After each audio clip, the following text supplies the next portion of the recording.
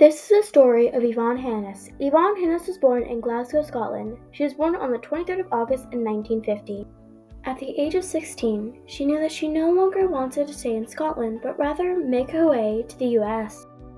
When she turned 19, she left Scotland as she could no longer take the cold temperatures that were in Scotland.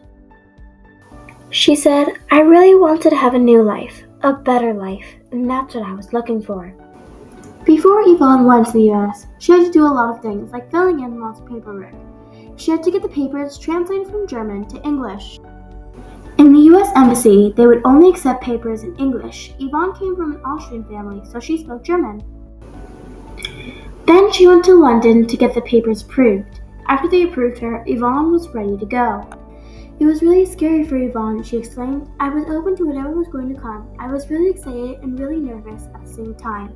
She arrived at JFK Airport in New York. When she went to the US, she decided to go visit some of her family in New Jersey and Chicago. Then she went to Los Angeles, California, which would be where she made her new home. She had a sister, Eve, and Eve's husband, Stanley. Yvonne didn't know Eve very well. Eve had moved to America long before her. Making a new home would not be easy. She had left her family, friends, and lots of memories behind. Although she had Eve, she barely knew her, and at first in the US she had lots of trouble. The money was different here, and it was hard to understand it.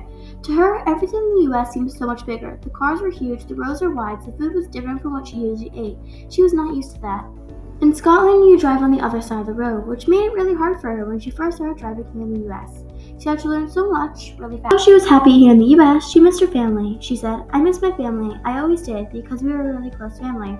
She went on to have many jobs in the US, but one of her favorite jobs was working on airlines. She also worked on different cruise lines.